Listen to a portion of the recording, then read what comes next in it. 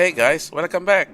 Guys, akhirnya, film pertama dari fase 4 Marvel Cinematic Universe atau MCU ini rilis juga setelah beberapa kali tertunda. Nah, film apa lagi kalau bukan film Black Widow? Nih film harusnya udah tayang ya guys di bioskop tanah air. Tapi karena situasi PPKM darurat ini ya tertunda deh. Jadi bagi yang udah nunggu-nunggu nih film dari tahun lalu, bisa nonton aja dulu alur ceritanya di sini daripada penasaran ya kan? Baiklah guys, tanpa panjang lebar gue mulai aja ya. Tapi sebelum mulai, yang belum subscribe monggo di subscribe dulu. Dan yang udah, makasih ya. Adegan pertama kita dibawa ke Ohio, tahun 1995.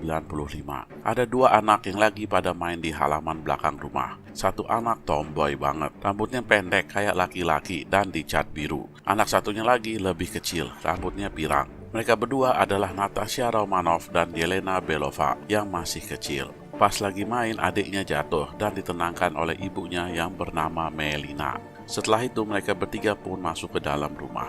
Mereka semua lagi siap-siap makan malam. Tiba-tiba ayah mereka pulang dengan muka kusut nih guys. Ayah mereka ini bukan sembarangan ayah ya, tapi dia ini adalah The Red Guardian alias Kapten Amerikanya Rusia. Tapi di sini dia dipanggil dengan nama Alexei. Sang istrinya udah tahu lagat-lagat begini bakal ada masalah. Ternyata benar, mereka harus pergi dari Ohio sekarang juga. Mereka cuma punya waktu 1 jam. Ya nggak sempat makan deh guys. Mereka langsung berkemas-kemas dan kabur. Mereka menuju ke tengah perkebunan gitu. Ada pesawat yang mereka udah sembunyiin untuk keadaan darurat kayak begini. Belum sempat tuh pesawat lepas landas, mobil polisi udah datang ngejar dan langsung menghujamkan peluru ke arah mereka. Alexei kabur dengan loncat ke sayap pesawat, sedangkan Melina pegang kemudi. Tapi dia kena peluru guys. Akhirnya Natasha bantuin ibunya pegang kendali pesawat. Keren abis ya, masih kecil udah bisa nyetir pesawat. Keesokan paginya mereka sudah tiba di Kuba, di pangkalan militer Rusia. Melina langsung dibantu sama tentara yang ada di sana.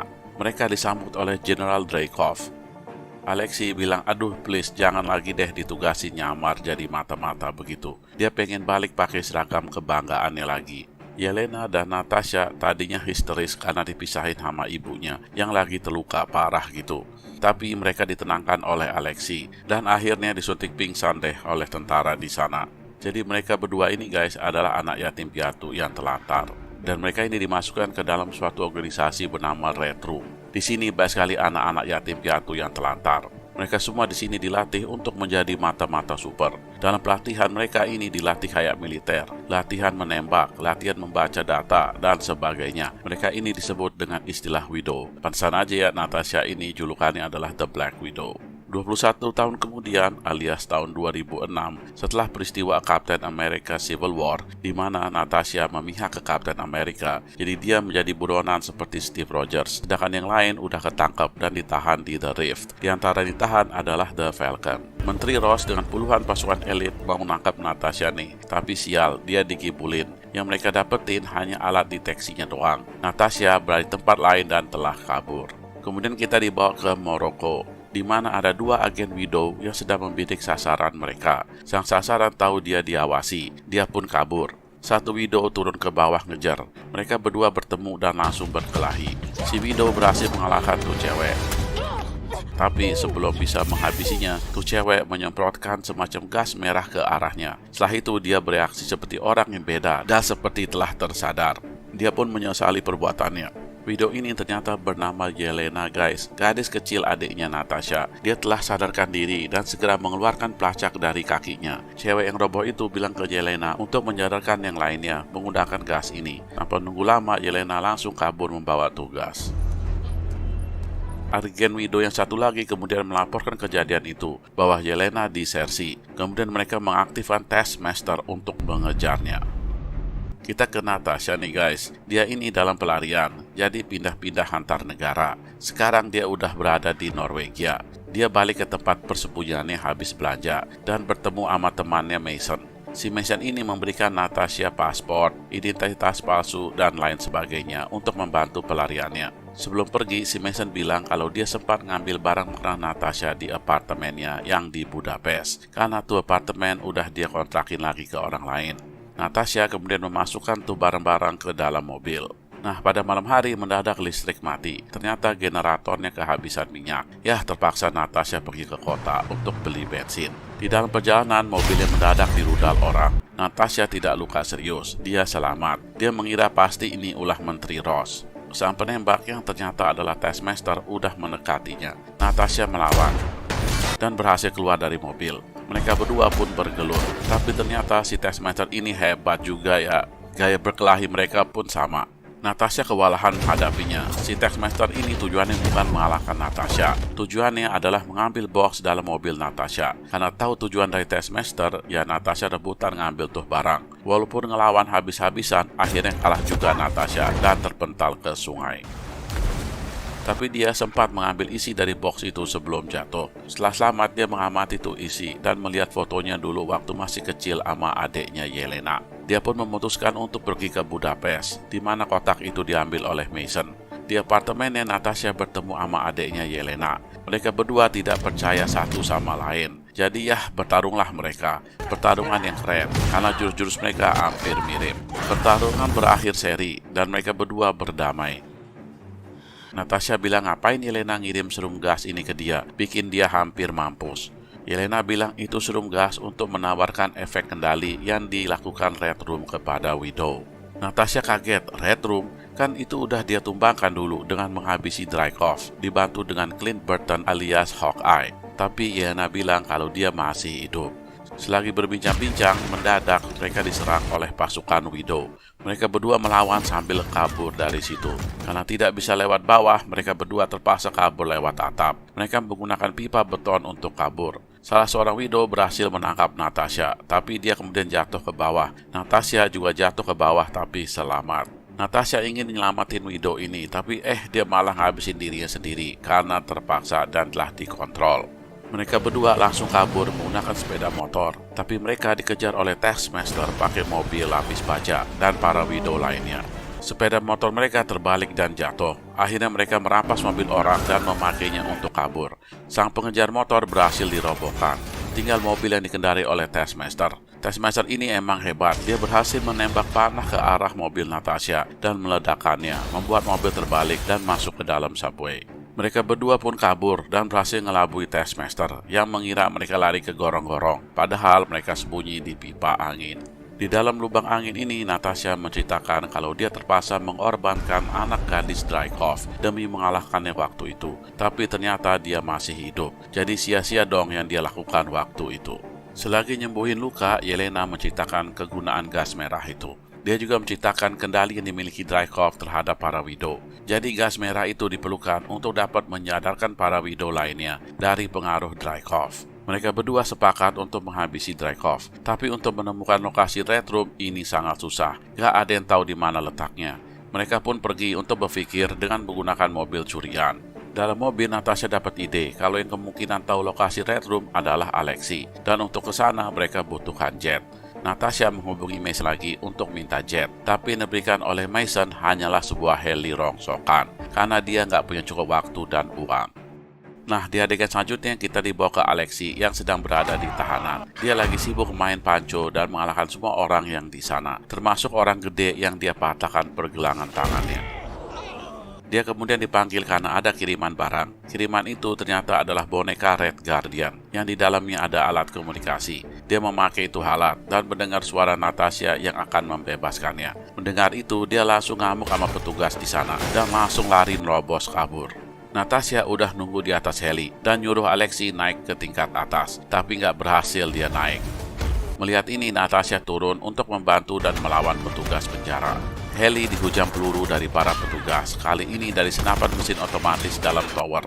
Takut heli jatuh, Yelena akhirnya menghantam tuh tower pakai RPG. Mantap. Tapi guys, ledakan itu menimbulkan efek, yaitu salju longsor yang akan melumatkan semua yang ada di luar tahanan.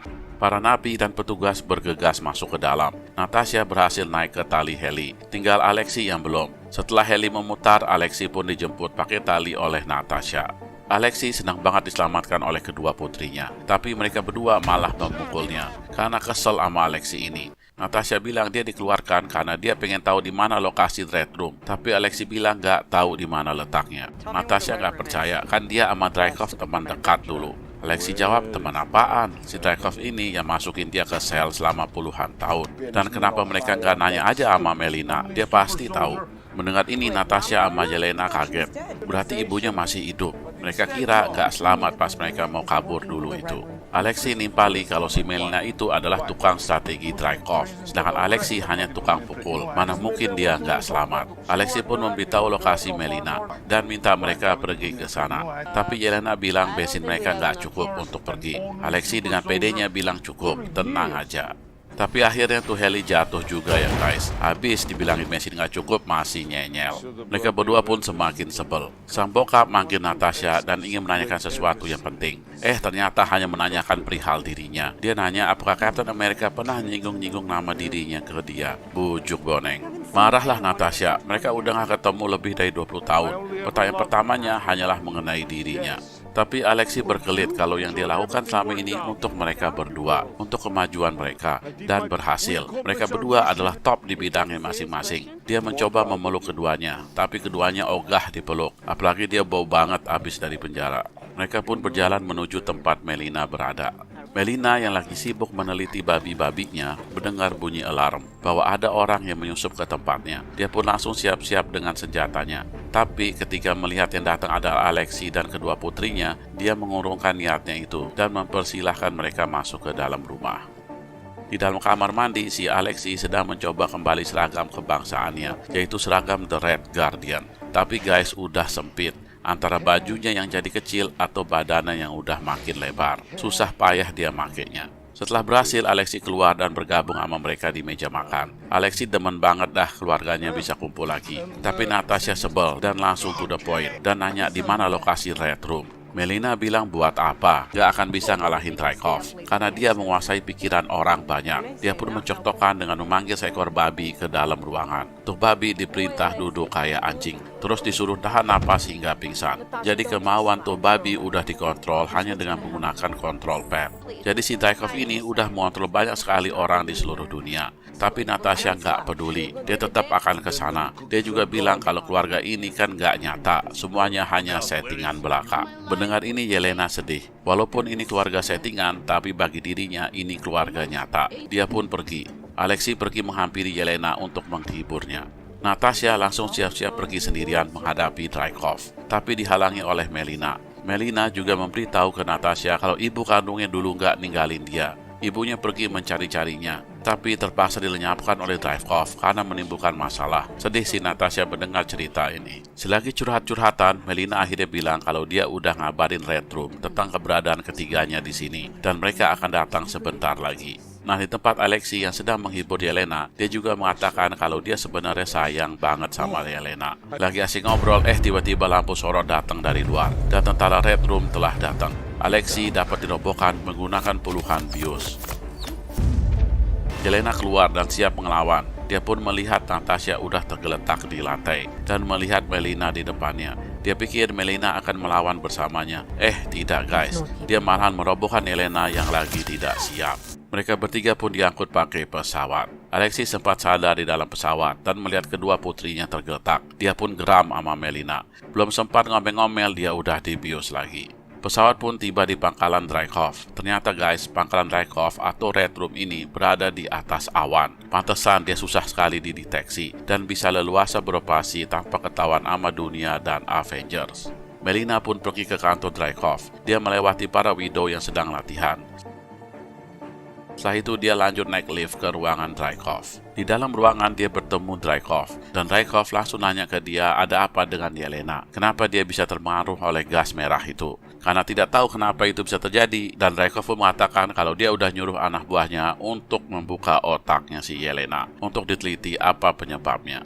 Dan mengenai Natasha, dia diberikan aja obat pengaruh itu, agar dia bisa kontrol Natasha juga, kayak yang lain. Lumayan bisa ngontrol salah satu Avengers. Nah, ternyata guys, si Dreykov ini udah tahu kalau yang datang ini palsu, bukan Melina tapi samaran. Dia langsung membuka topeng Melina dan ternyata dugaan Dreykov benar, itu adalah Natasha. Di tempat lain kita melihat Natasha telah bangun dari pingsannya. Dia berada di sel sebelah Alexei. Alexei langsung minta maaf ke Natasha karena nggak bisa ngelindunginya. Belum selesai dia ngomong, sel kebuka. Alexei kaget, tapi Natasha bilang dia yang merancang sel ini. Dan dia kemudian membuka topengnya, dan ternyata itu adalah Melina. Melina pun langsung menghubungi Yelena dan menjelaskan kalau dia taruh pisau di pinggangnya dan gunakan tuh pisau untuk kabur. Tanpa pikir panjang, dia langsung mengambil tuh pisau dan memutus ikatannya dan menghajar semua orang yang ada di sana. Setelah itu, Yelena langsung ditugaskan untuk mengambil kembali gas merah itu. Kembali ke Natasha dan Dreykov. Walaupun terbongkar samarannya, dia dengan tegas nanya siapa nama ibunya. Kejadian ini malah diolok-olok sama Dreykov dan bilang nama ibunya itu adalah unknown atau tidak diketahui siapa. Setelah itu Dreykov berterima kasih kepada Natasha dan membuka topeng dari Taskmaster. Dia bilang kalau dia ini putrinya yang dulu yang mau dilenyapkan oleh Natasha, tapi berhasil diselamatkan dengan menaruh chip di belakang lehernya. Dan sekarang Taskmaster ini menguasai semua keahlian Widow termasuk Natasha. Taskmaster pun disuruh pergi menghabisi Melina. Nah, Alexei yang sedang semangat-semangat ingin bertarung didatangi oleh Taskmaster. Mereka berdua pun langsung bergelut, sedangkan Melina mencoba menghack sistem kapal itu untuk turun mendarat agar bisa disergap oleh pihak berwajib yang sudah dinotifikasi. Kembali ke Natasha, setelah melihat Taskmaster pergi, dia langsung mencoba menghabisi Dreykov, tapi nggak berhasil. Pakai pisau pun nggak bisa.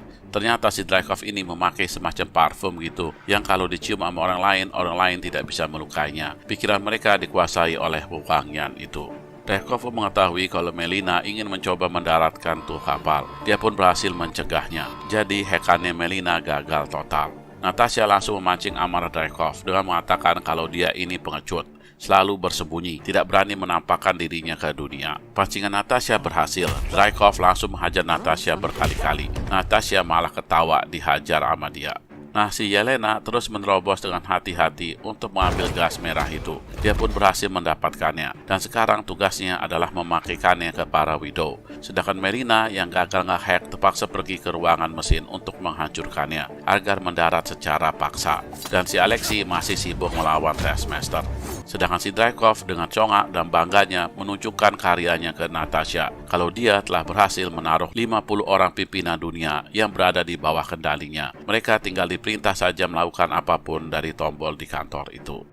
Natasha malah ketawa mendengar ini dan menghampiri Dreykov yang masih sombong. Dia langsung menghantam jindaknya ke meja. Ternyata dengan cara ini dia berhasil merusak syaraf yang terpengaruh oleh wewangian itu. Cara ini dia dapat dari instruksi Melina sewaktu di rumah tadi.